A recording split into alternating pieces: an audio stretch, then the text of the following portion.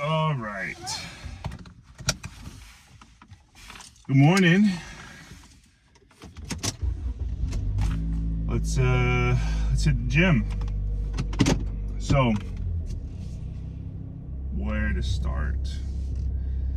Yesterday, we ended up only getting like 175 grams of protein.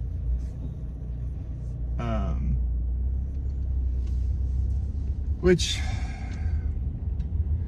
it's not ideal. The thing is, I meant to take another protein shake before I went to bed, but got busy and I totally just forgot, so missed that one. But we'll get it, you know. The goal is still there. Still want to try and hit 250. But you know, this is day 2, so we're not. You know, I don't want to go into it so hard that I burn out. What I want to be able to do is start implementing habits and rev up, you know. So we're working our way in, especially with the nutrition thing. Obviously, that's probably going to be the best way. It's the most efficient way. Well, it's the most efficient way to cut. Like that's really what cutting is, right? It's just a matter of the calories you intake, and obviously we want to have a minimum amount of protein so that we don't lose any muscle while we do this. And yeah, so yeah, I didn't quite hit the protein goal yesterday, but we are recommitting today. We're gonna try and go for that 250. This morning weighed in I weighed in exactly at 250 this morning, which is about half a pound up from where I was yesterday. Now, sometimes you may think, well, I've been dieting, I starved myself, you know, yesterday, it's not working. I know it's only day 2, but this might happen, you know, a week or 2 into a cut, and the thing is, slow and steady wins the race. So you don't want to shoot up too high, you don't want to binge eat to where you're gaining weight, but it's going to take a little bit for your body to adapt to the amount of calories that you're giving it. So you may be discouraged, right? If you've been trying to diet for a little bit, or you're trying to cut and you're seeing the scale go up. There's lots of factors to consider.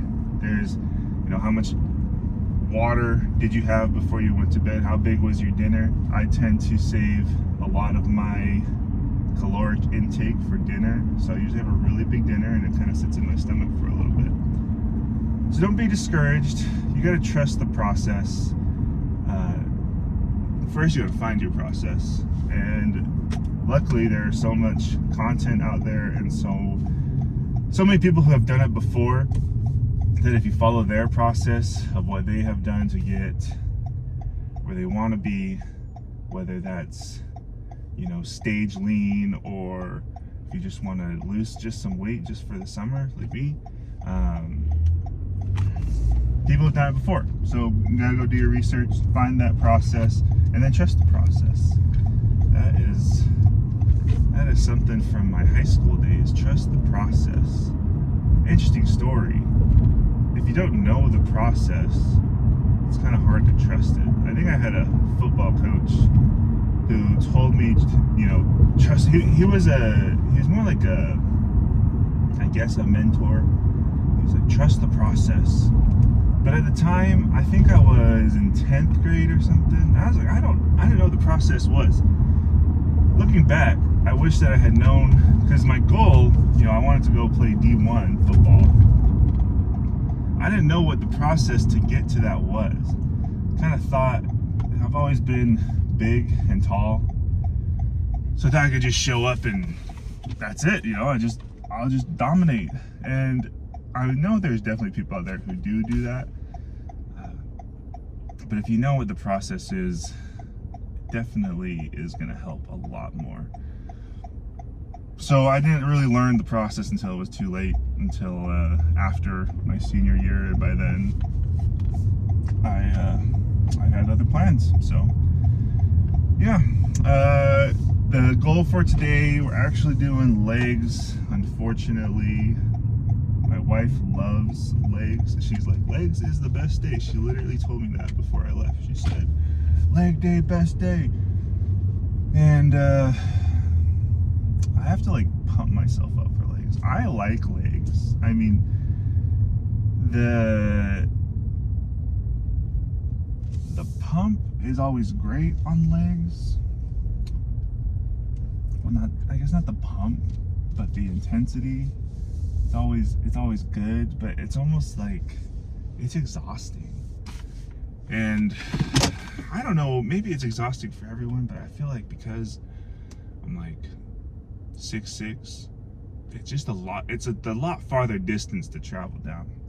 So yeah, legs. We're gonna be focusing on our posterior chain through legs. Normally that would mean deadlifts.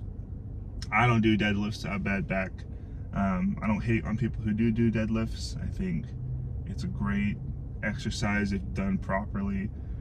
I just happen to have had back surgery in the past, so don't do deadlifts anymore. So we're gonna do some glute bridges. We're gonna do some back squats, light, because bad back, you know. Focusing a lot on technique.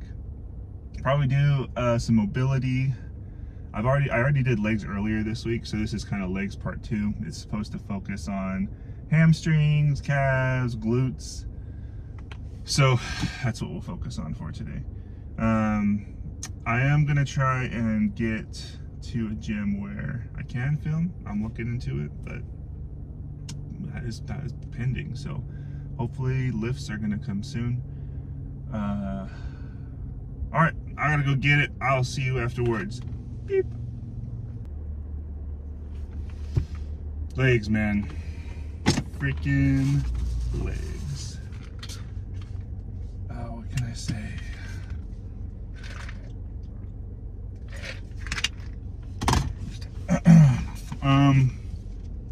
Let's see. So we did some hack squats. We did some RDLs, and then we did some mobility. Pretty good. I would rate the workout as a whole maybe like a 6.5. I always struggle with legs, but I do these really big movements. I mean, hack squat's not, you know, equivalent to a back squat, but yeah, I go pretty heavy and pretty high reps. I really try and push myself. And then RDLs, I enjoy RDLs, but they tend to flare up my lower back a little bit. So it can be a little uncomfortable, but sometimes you gotta work through that uncomfortability, which is why I added in mobility at the end. One of the things as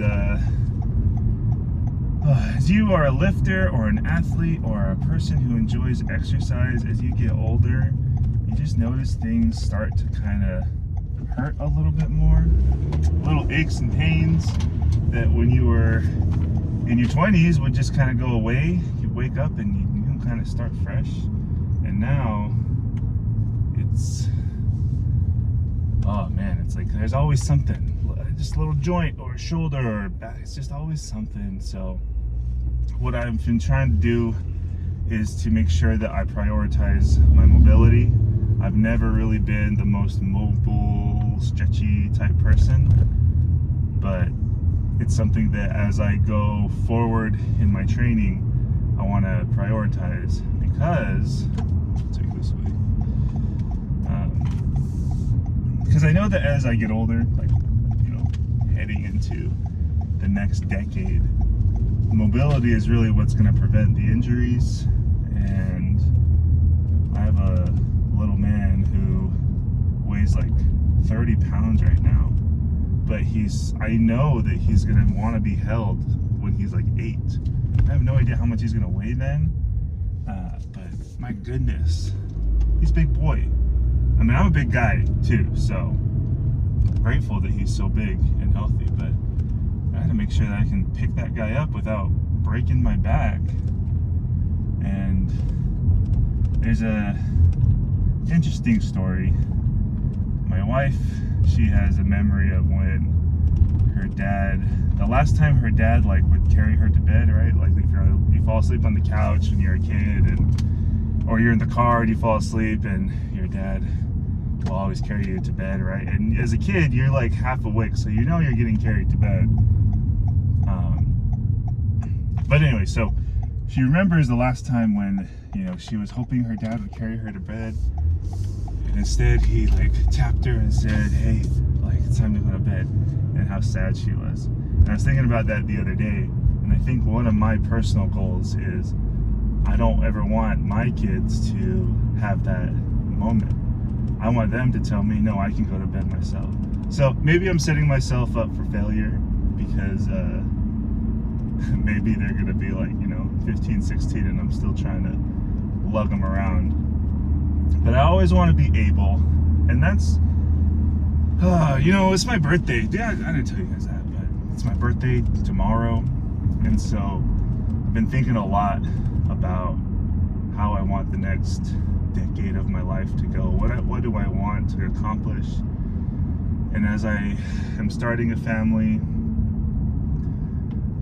I really want to make sure that I am able to move as I get older, and as I need to be dad, and one day hopefully grandpa. Like I want to be able to play with those kids. I know it's not always going to be feasible. I know my body is just going to eventually break down. I won't be able to pick up the kid, but as long as I can, I'm going to fight that day. So sorry, I'm off topic. Workout was good.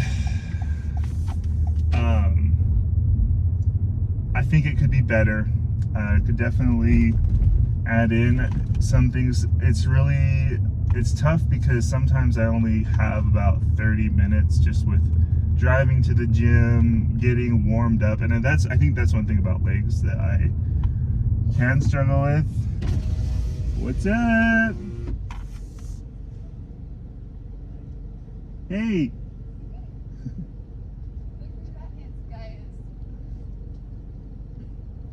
What's up, dude?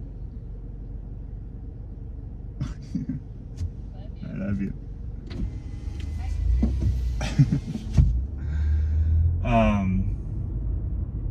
Oh yeah, warming up can be a struggle to